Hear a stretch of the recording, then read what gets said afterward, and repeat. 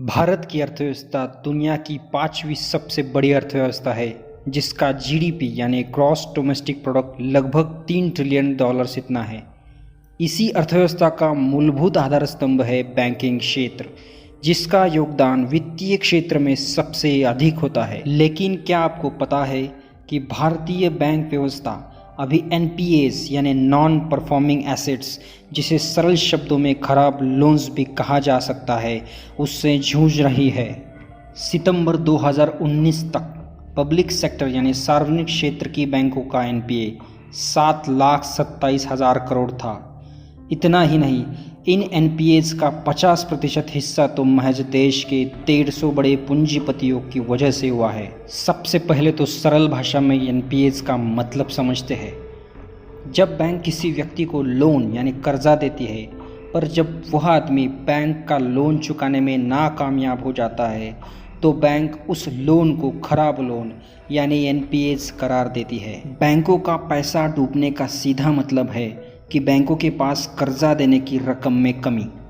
अब कर्जा देने की रफ्तार में कमी का मतलब है अर्थव्यवस्था में सुस्ती। अमेरिका में भी बैंकों की यह स्थिति 80 के दशक में हुआ करती थी।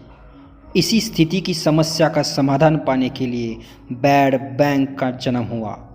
अमेरिका स्थित मेलन बैंक को 1988 में बैड बैंक का निर्माण कर उसे टॉक्सिक एसेट्स यानी खराब लोन थमाकर रिकवर करने का आदेश जारी किए गए। इसी खराब लोन्स रिकवर करने वाली बैंक को ग्रैंड स्ट्रीट बैंक के नाम से भी जाना गया।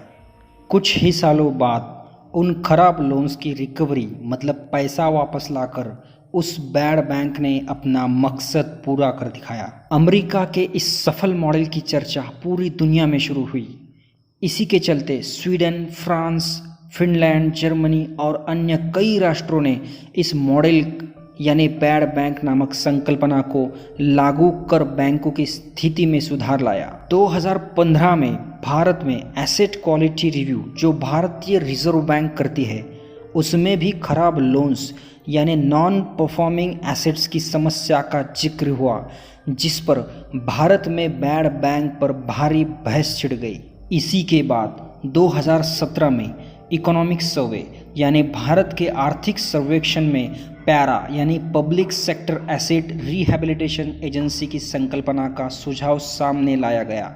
इतना ही नहीं, 2018 में पीयूष गोयल जो भारत के विद्यमान अंतरिम वित्त मंत्री थे, उन्होंने Punjab national bank chairman Sunil Mehta के अंतर्गत एक समिति का गठन भी करवाया, जिसका मूल उद्देश्य था बैड बैंक के व्यवहार्यता व अमल पर अभ्यास। अभी 2020 में भारतीय बैंक व्यवस्था एनपीएस से जूझ रही है। क्राइसिल नामक रेटिंग एजेंसी ने 1 मई 2020 में आए एक रिपोर्ट द्वारा कहा है कि 2021 में भारत के बैंक्स का ग्रॉस यानी सकल एनपीएस का रेशियो 11 से 11.5% तक बढ़ सकता है। वर्तमान में कोरोना वायरस महामारी से होने वाले नुकसान का गहरा असर बैंकों की स्थिति पर भी पड़ सकता है।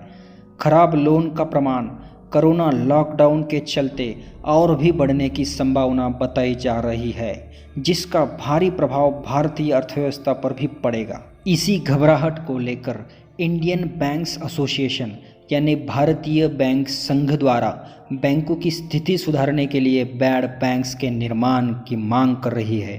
पर बैड बैंक ऐसा क्या करती है जिससे बैंक्स की हालत सुधारने में मदद होगी? दरअसल यह संकल्पना समझने में बहुत ही सरल है। मान लो बैंक XYZ के पास बैलेंस शीट बना हुआ है, जिसमें 2 विभागों में बंटवारा होगा। पहला, गुड एसेट्स यानी ऐसे लोन्स जिनका पैसा समय पर वापस आया है, और दूसरा टॉक्सिक एसेट्स यानी खराब लोन्स जो शायद रिकवर नहीं हो पाएंगे।